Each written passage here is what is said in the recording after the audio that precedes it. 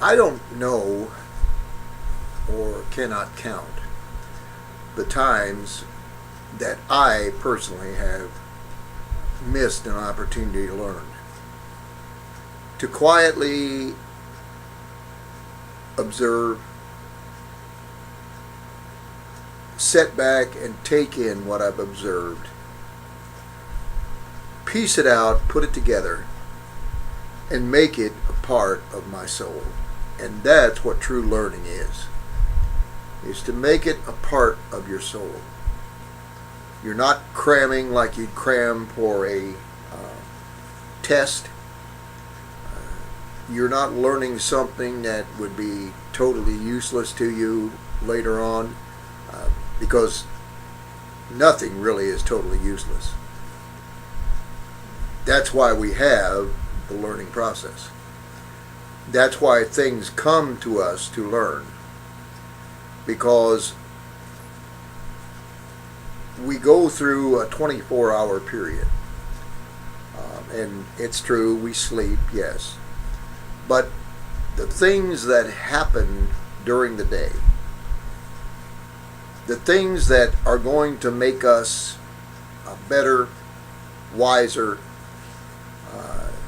more stable person, are the things that we are drawn to take notice of. And there are mysteries out there that are just beyond our reach. And the only reason that they're beyond our reach is because we haven't found the article that's high enough to get us to reach that. And I'm not talking about the Tower of Babel kind of thing, or becoming like God or anything like that. But what I'm talking about is God expects us to use our lives to become complete, wise, and discerning people. And whether it's the question of prejudice, whether it's the question of moral issue or whatever it is, same-sex marriage or whatever, and I am definitely against that, by the way, it is something that is sent to us at a certain time to teach us and to level the playing field, so to speak. The Bible says that the things that are unseen, the things that are ethereal, celestial, the things that are in the air, ethereal, the things that are celestial in the heavens, are understood by the things that are seen. Now, that is not to say that heaven, God's domain, is a perfect likeness of the earth. But it is to say that every thing has the touch of God in it. And if we understand that, we understand why God touched that certain thing in that way. You hold an apple seed in your hand, and it's shiny, and it's smooth, and maybe it's not as attractive as a lily.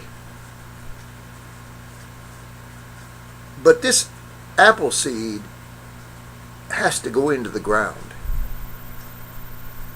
This apple seed has to decay from the beauty that I even just described to you to fulfill its purpose. It has to die and decay to bring forth life. Now that is a perfect example of those things which are unseen are understood by those things that are seen. The only thing that might be an exception to that case is an exception to that case, not might be, is God's love. We have nothing to compare God's love with. It doesn't want anything off of us. It doesn't require us to perform for it.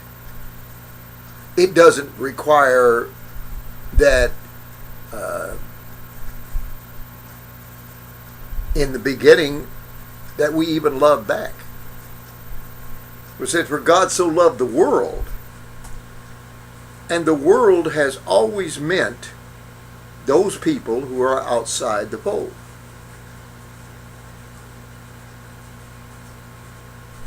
A love that can be smacked in the face dozens of times a day and come back and say, I love you.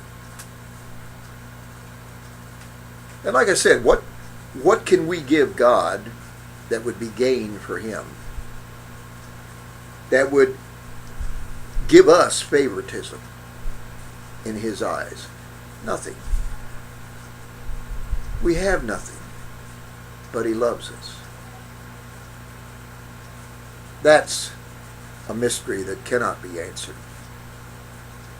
Or at least, in my estimation, it can't be.